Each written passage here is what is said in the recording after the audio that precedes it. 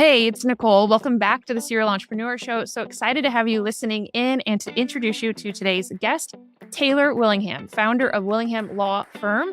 Yeah, that's right. There's another attorney on the show today. I'm a little nervous, but here we go. As a dedicated estate planning, probate, and elder law attorney, his practice is dedicated to ensuring clients' retirement is secure, that their assets are protected, and that their desires are executed upon they're incapacitated or upon their passing. Life, death, and taxes, right? Those are some of the topics that we're going to cover here today, folks. Hey, if you're an entrepreneur who usually fast forwards intros just like this one, this is the podcast for you. Hey, just a reminder, our show is brought to you by Smart Cookie Media, where we believe data tells a story, and not just any story, your business story.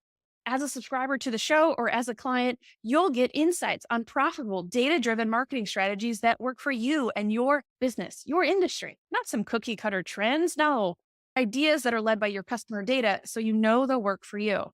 Connect with me on LinkedIn or Instagram to learn more. Everything's in the show notes. Now, let's get back to the show. Welcome to the show, Taylor. Thank you for having me. Well, Matt, let's just say it. You're excited to have him here. Let me jump in with at least the first question.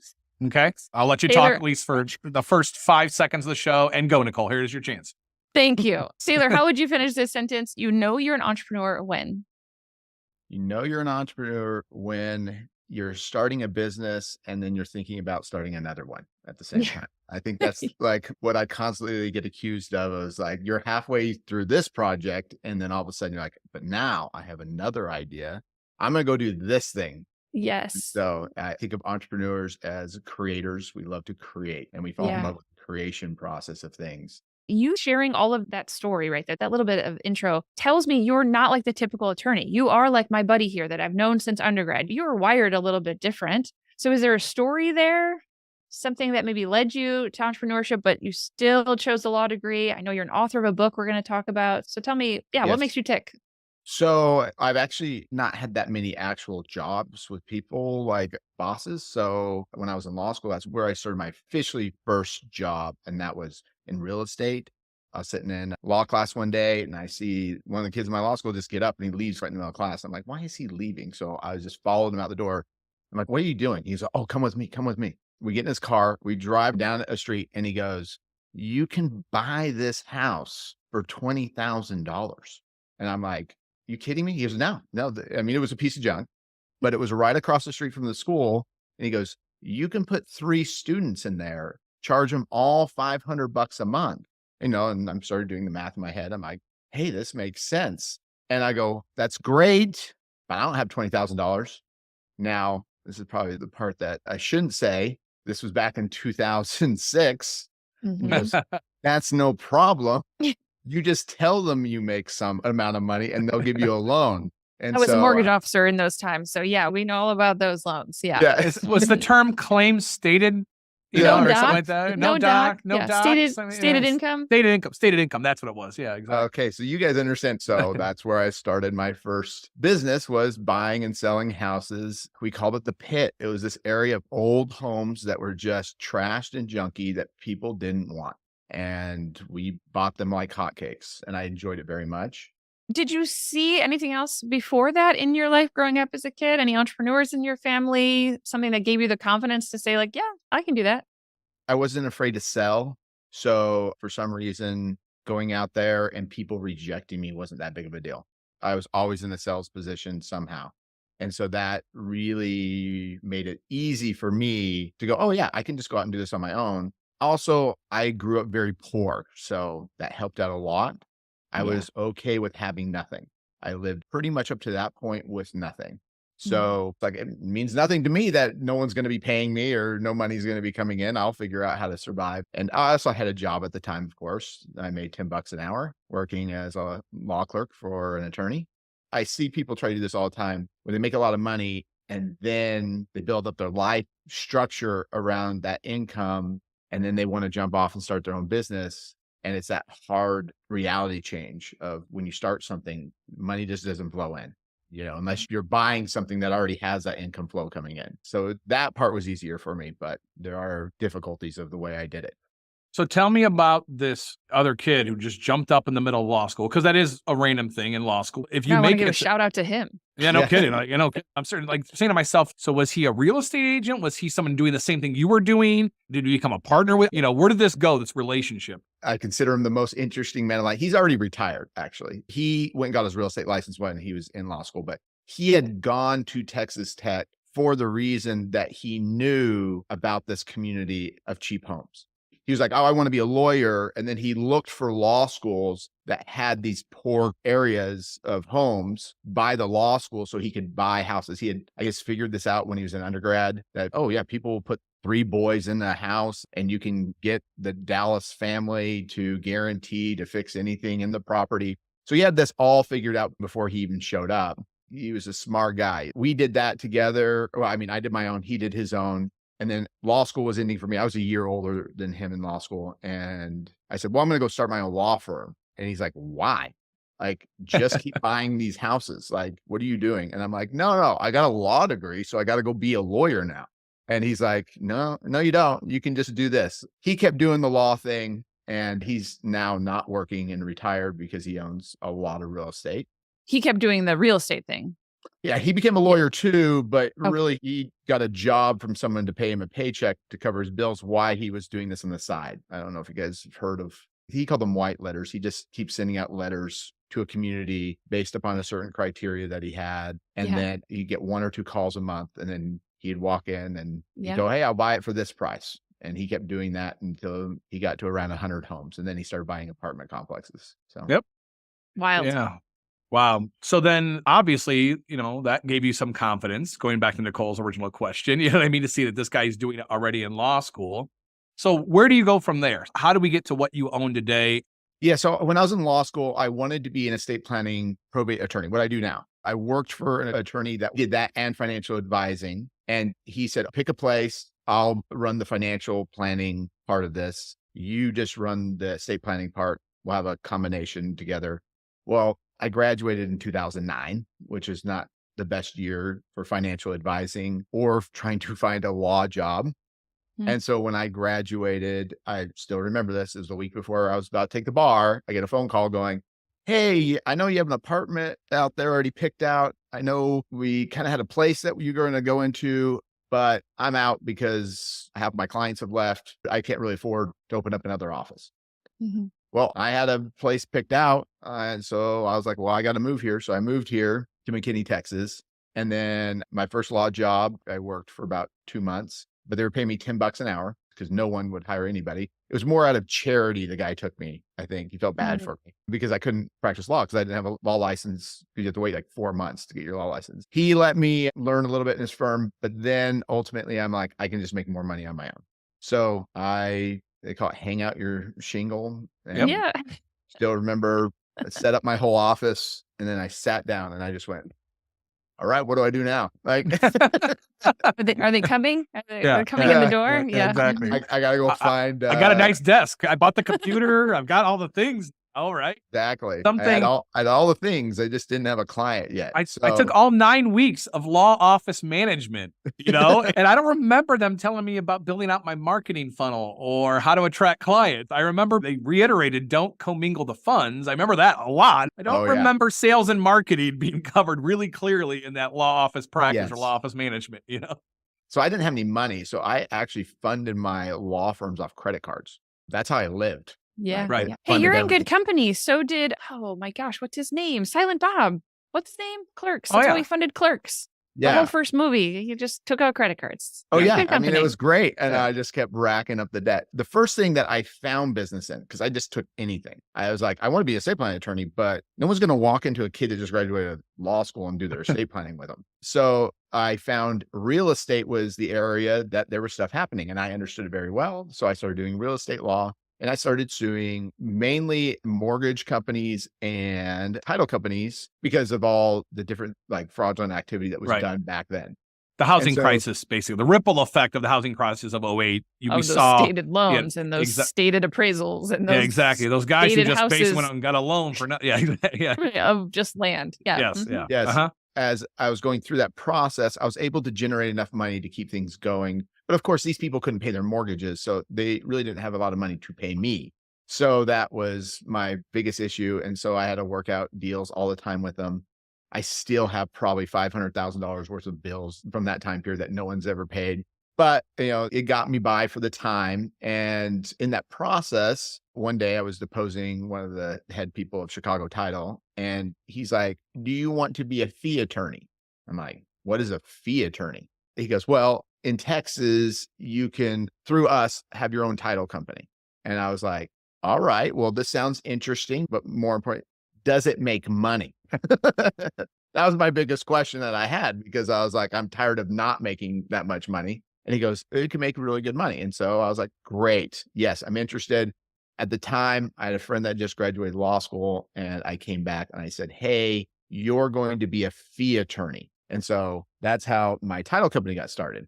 And then, of course, I continued with real estate. So I still have my real estate company, and, it owns my building that I have my office in and different things like that, because I want to try to feed off of the things that I do. And I started about 4 years ago developing my own software, because I could never find a CRM system that really worked good for attorneys. I was going from CRM system to CRM system. And my biggest problem is they were just making the situation too complicated for me as an attorney. I was tired of just sitting there entering data into my CRM system all day long. And then I also could see the reality of realizing, hey, my industry's changing a lot, and I got to figure out a way to accommodate this change in technology that's happening. What is the software? EP firms. It's hanging on by its last thread, mainly because I realized when AI came out, I'm like, oh, this is going to eat me. Like, somebody's going to come along with a ton of money and be able to implement AI faster than I can into a CRM system, and everybody's going to go to that system. Can you expound upon that? I'd love to know what your take is on where software is going and how it's related to AI. Well, I had a girl in my office just a couple months ago, and she was telling me how she wants to go become a paralegal. And I just flat out told her, I'm never hiring a paralegal again.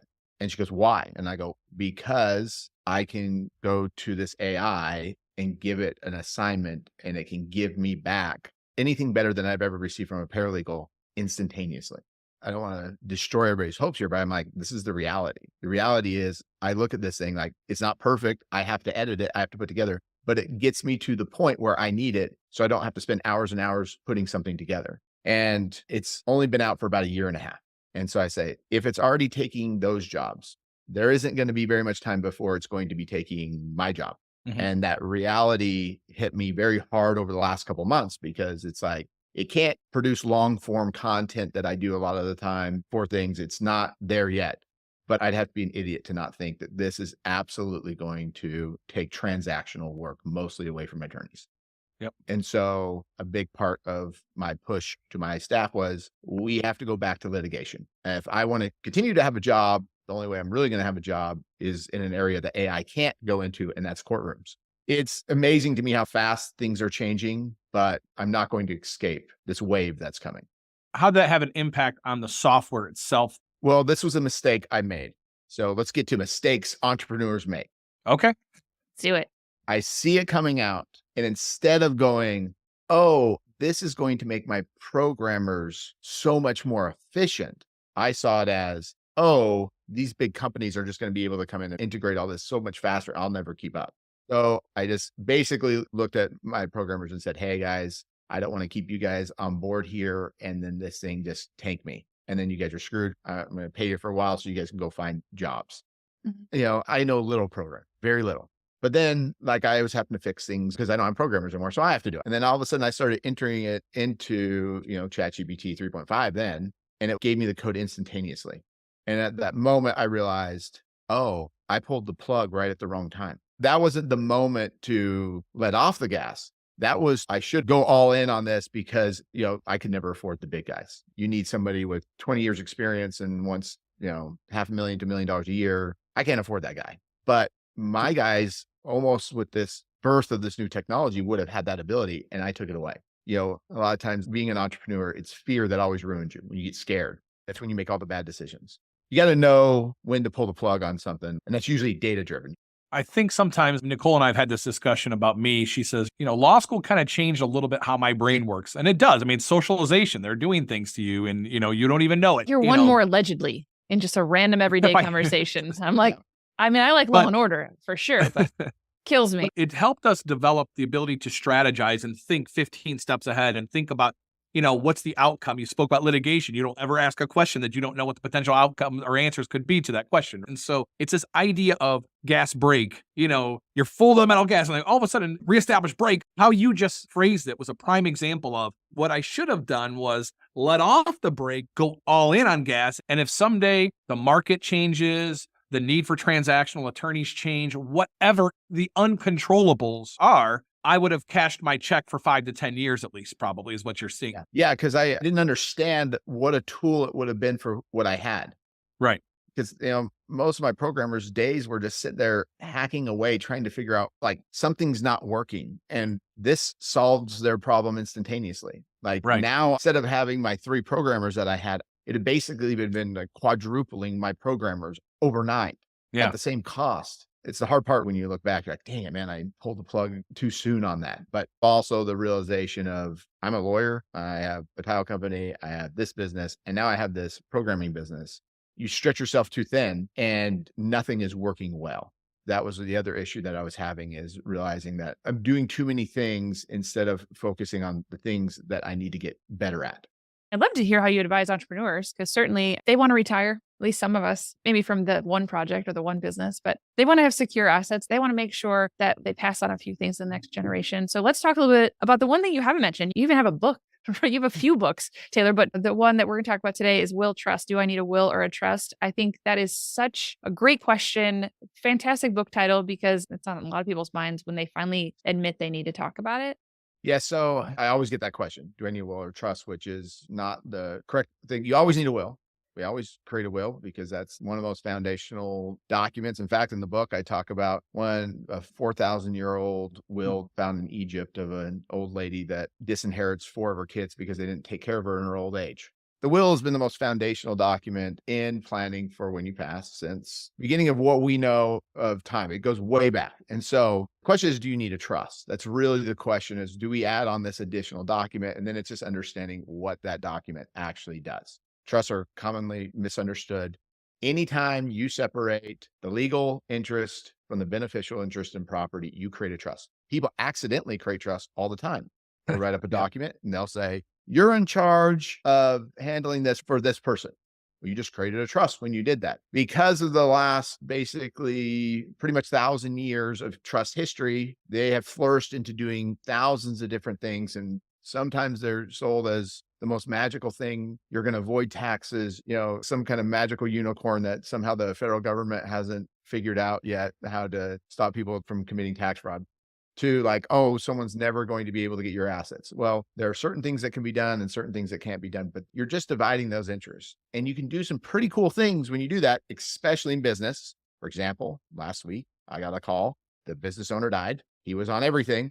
There were 4 major projects being run, and daughter comes in and is like, what do I do? Well, we had to file a temporary emergency probate, but there's huge problems now because no planning was done. Nothing was put into place. And so he spent his whole life building this little empire for his kids, that his daughter is dealing with the issue of trying to maintain this valuable business now that he's gone. And he took no time to plan it out. She was hoping last week she was going to save it. She's not so optimistic now this week because people now found out he's passed and they're like, where's my money? And she's like, I don't have access to it right now. There's so many issues that are going on. And so she's now questioning of, do I want to deal with this? So, Okay, so a couple clarifications for the listener. So first of all, this is maybe the first question I've ever heard tossed out at an attorney, that there was a firm yes, maybe even a heck yes. Usually we get a different answer. So let me just reiterate for everybody. We heard, do you need a will? Yes. We didn't hear it depends. We heard yes. We didn't hear it depends on if you die. We know that one. So yes, we got a nice firm answer, folks. Listen to that. We might get invoiced for it later, but all I know is we got a firm yes. And then the depends part came in at trust, or it depends on type of trust, right? Yeah. So that was a great example. You also had said, so just again, for point of clarification, you said this guy was on it, but you didn't mean he planned. He didn't have it figured out ahead of time. He didn't work with you previously. Nothing, like most people. Absolutely. Nothing. Yes. Okay. So another mistake. I think we're going to file this as mistake number 3 on this podcast. This is great. Okay. So if you could speak to business owners today, what actions do they need to take? Like when everything's good, when everything's rosy, here's the things to just get off your plate. So actually the book, I start this off to explain this through, I like history. So I like going back through history, and it's through the 5 good emperors of Rome. So when Rome's transferred from being a republic to an empire around the time of Christ, I guess you could put it that way, there were 5 good emperors in a row. All 5 of them were adopted. They were not the biological son of the emperor. The last of those 5 is famous still to this day. He's one of the greatest leaders of all time, Marcus Aurelius. And Marcus Aurelius ends that tradition, and he puts his son Commodus in charge. Even though his advisors told him Commodus is not ready to run an empire. He is not who you think he is. And Marcus was like, but I hope. So Marcus made the biggest mistake. That was the beginning of the downfall of the Roman Empire at that point. Commodus was a horrible emperor. You're building your small little empire, and people go, I'll just put my kid in charge. I was watching a podcast once, very successful individual. He runs a very large investment firm that consults, and he goes, I'm building this so someday my son can run this. And there was like 20 guys that were on that call, all that work for him. I'm sure they all make like $1 million a year. And if I was every one of those guys, I would have gone, we're going to have to deal with your son once you're gone running this organization. That is usually one of the biggest discussions I have to have with people, is understanding that concept that, hey, you have this business that you formed. Mary really runs your business, but you're going to put your son in charge of everything. He doesn't know anything. He doesn't know how anything functions. How are we going to make that work? We can separate out duties and we can do different things, but having that conversation with people is, don't make those mistakes of just putting kids in charge because they're your kid. I know it's ingrained biologically in us to do that. I'm building this for my family. Well, you can build something for your family, but it doesn't mean you have to put them in charge of it. I call it the cast of characters. We're getting to write your movie of what's going to happen after you're gone. Who's our cast of characters and what roles are they going to have in the movie? What are we going to watch happen as this all unfolds, right? Exactly. And then the deeper conversation usually I have with somebody on that is like, who relies on you right now? Like, who are the people that if you're gone are going to be in a hard situation? If you're a business owner, that's beyond family. You know, you got employees, and I've taken personal responsibility going, hey, a lot of things rely on me being here. If I'm not here, I made sure I have a life insurance policy that pays into my companies. One, to help out the employees and everybody if they decide to transfer out, if it doesn't work out, but to keep the functionality of that business happening. You know, you've developed a dependency on you. How are you going to make sure that either one, they can be weaned off of that dependency, or figuring out the best way to take care of them for the rest of their life? Because I do elder law, which is a lot in this area. And about 20% of everybody under the age of 18 right now has a disability. That's shocking high number. And this is almost everybody I have coming in now has grandkid, somebody that has a disability that needs help. Plus, on the other side, the whole equation here, we have an aging population. Everybody's dealing with parents, grandparents, and you think inflation was hard on you. You can work. Your wages increased with that inflation. They didn't increase proportionately for the elderly. They went from, spending $600 or $700 on a rent payment to now being told it's $2,000 and their social security is $1,700 a month. I just had the conversation today that even in certain areas, people who paid $100,000 for their home 10 years ago, 20 years ago, and have it paid off now are now paying, $500,000-$600,000 a month in real estate taxes because the value of their home has increased. And that was never in their budget when they took their retirement, right? That was never allotted for, let alone all the other expenses with inflation and cost of living increases that you're talking about. It is an interesting two-edged sword that we're not talking about the elderly and where they live. How do they live? How do they afford to live? Yeah, agreed. Yeah. And then the fact that we haven't addressed the issue of why are all these kids becoming disabled? So if things are going to keep trending, it's going to keep going up. So you're going to have more and more disabled kids dealing with the fact that we have more and more elderly people that are struggling, really, really struggling. People need to be kind of aware of this. Parents have kind of pride. If you know your parents don't have a lot of money, you might want to check in on them. Make sure that they're doing okay, because they might not be telling you, hey, we didn't expect our taxes to go up. Right.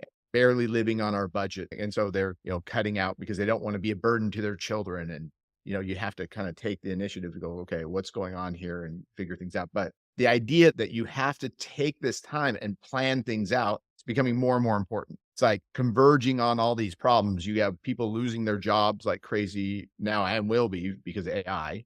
It's going to be a transition phase of people trying to figure that out. Plus, we have all these other things going on at the same time. It was about 3 months ago. I sat down. I was like, okay, I'm having all these people come in. I have nothing to tell them. Like, what do you do? So I went back to the drawing board and said, well, what's some ideas that we can come up with? Well, one was we started trying to teach people about multi-generational living. In America, we don't really do that. You have your house, I have my house, kids have their house, and telling people, hey, the reality is other people in other countries all live together because that's how things just have to be. We're actually taking our garage and converting it into a mother-in-law suite right now for my kids. But the idea was, hey, later on, one of our parents might need a place and we're going to have a place for them. And there's a ripple effect. And I think you hit the nail on the head earlier on to just bring it back a little more full circle. When you started talking about entrepreneurs and business owners, when you said that, you're basically counseling them on business advice, like fundamental, like jobs, duties, roles, responsibilities. And I think that's what's interesting about the role as an estate planning attorney, that nowadays estate's almost a misnomer. Like we always used to say the word life planning because it's really about what's happening right now in your life. And really what that means nowadays is that I have a couple friends of mine who practice and they do a will and trust and they kind of do some very cut and dry kind of stuff, I'll just say. And then I have some that do very complex stuff with more complex financials. And then there's guys, and I will, maybe lump myself in possibly with you, where if you're going to deal with business owners, you need a fundamental understanding of buy-sell agreements. You need a fundamental understanding of corporate law, corporate structure. You need to also understand real estate law. And how do these all impact estate planning and planning out all this? Because all of it can be dealt with different ways. I always use the analogy as, remember those little plastic puzzles where you move the piece? There's always an empty piece. There always is a potential for an empty spot. We're going to do the best job we can. But how do we move the assets around? And the asset being, the membership or the corporate shares of a business, right? All of that. And I think you've kind of given us a good picture to understand that you need to make sure you're getting good counsel and advice from somebody, if you do own a business, that understands business law, right? If you do own a real estate portfolio that understands real estate more than just, your homestead and slapping that into a trust. Like there's these components. And let me ask you this then, going back to the book, does the book kind of give you more of, as you stated, history and then some broad advice for entertainment purposes only, like I threw that in there, and educational purposes only, right? Does it do that? Or does it kind of help guide some of these, like if I do own a business, what are the things I should be looking at? If I do own a real estate portfolio, what are the things I should be looking at? So I do all three. I usually try to tell a story, historical or ones that I have to change up the client's names and their situation enough that it's not that person, but I take their story and then I apply it. Oh, this is the ideas of why you should be doing it. But the focus of the book was on the reasons why you do a trust and in those situations of how we plan and how you figure those things out. But really, like Matt is a perfect example of that type of person that you want to be handling. Matt, do you do life planning? Yeah. Because you're creative. I deal with so many times, I just get boilerplate stuff from people. And then I talk to them and it was like no planning actually happened. Right.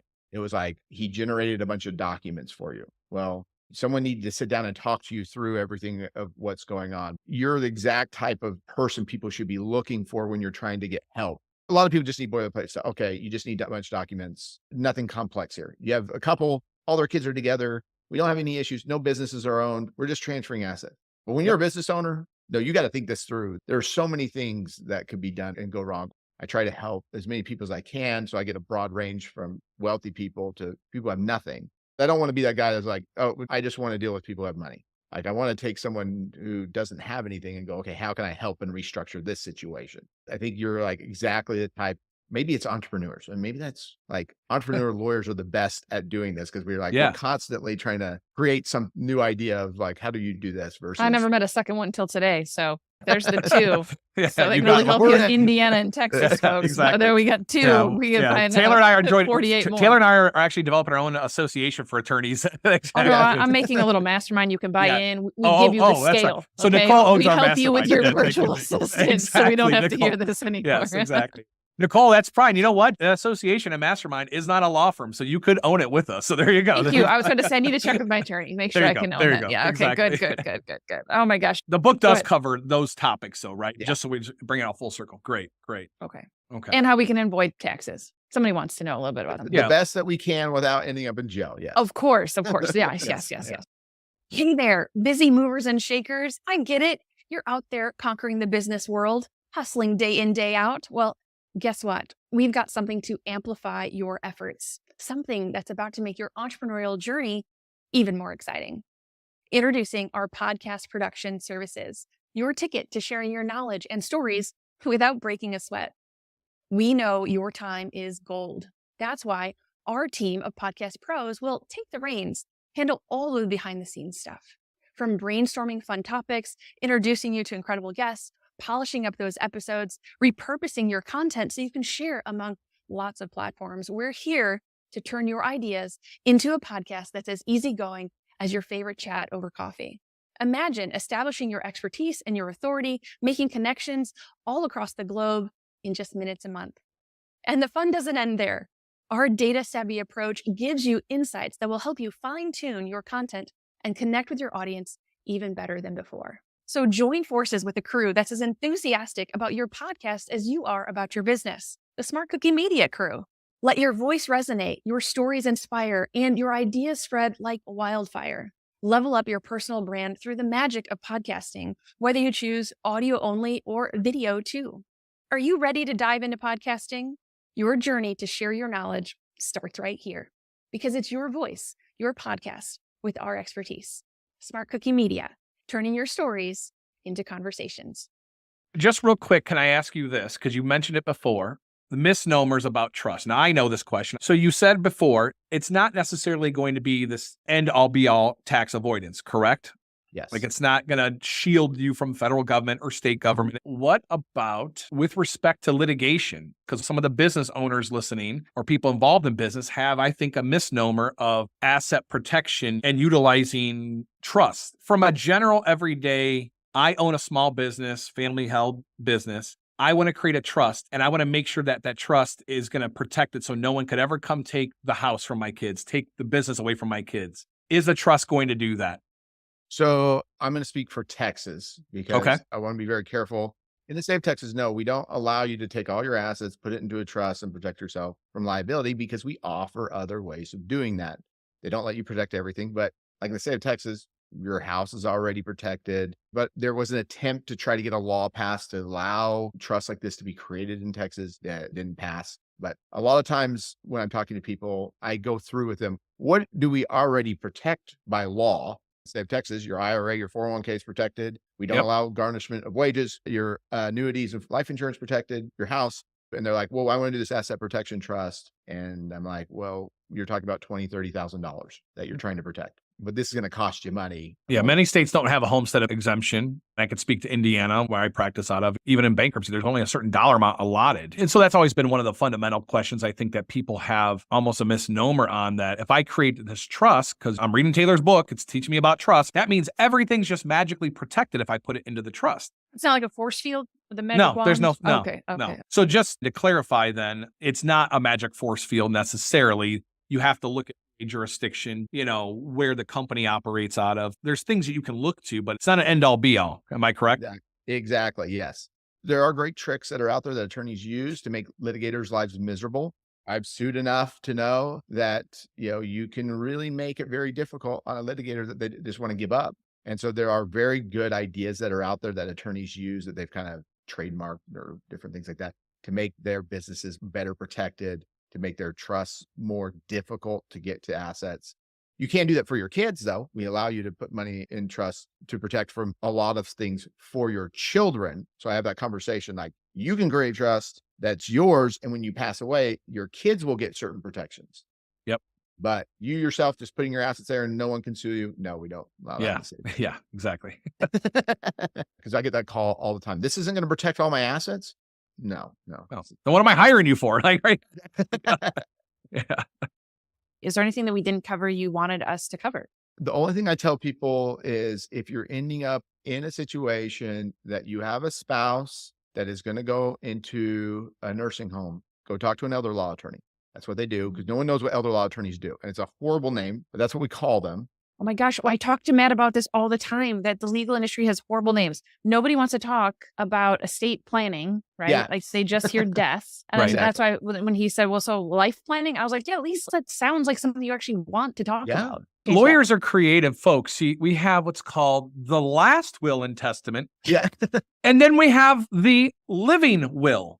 So Yeah. last Yes. will, living will. We Very even creative. put the same adjectives starting with the same letters just to Yes. confuse people. We're just such creative folks, us lawyers, that yeah, we like. that's it. Allegedly creative. Allegedly Yeah, creative, exactly. jury's still out. Okay, I can tell Oh. you. They'll be back quick though, I promise. Okay. So what is one of the key lessons you've learned as an entrepreneur? Maybe it's a mantra you find yourself saying again and again.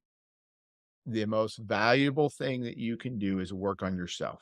You are the key to everything. If people are leaving your business, it's because you're a problem. I have experienced this multiple times in my business. You can spend all your money that you want on your business, but if you're a problem, it ain't going to work. So work on yourself constantly. Good advice. Okay, good. So it's not a mantra you yell throughout the office. Work on yourself, people. No. Work on yourself. Oh, Okay. yeah, I that say one it is- all day long. Okay. I was Taylor, like- you're the problem. Taylor, stop blaming other people. I'm the problem. Yeah, there you go. Yeah. So Taylor Swift wrote that just for Oh. Taylor. Yeah. Taylor Me. wrote for Taylor? Hi, it's Really? me. Oh, Yeah, man. That's... Hi, it's me. Okay. Taylor, how would you define your entrepreneurial success, or when do you think you've made it? Oh man, I never feel like I make it. I always feel like I'm like in quicksand constantly trying to like, oh, I got to fix this problem. I got to fix this problem. I got to like, so I think that's part of what makes you an entrepreneur is like you're constantly obsessed with growth.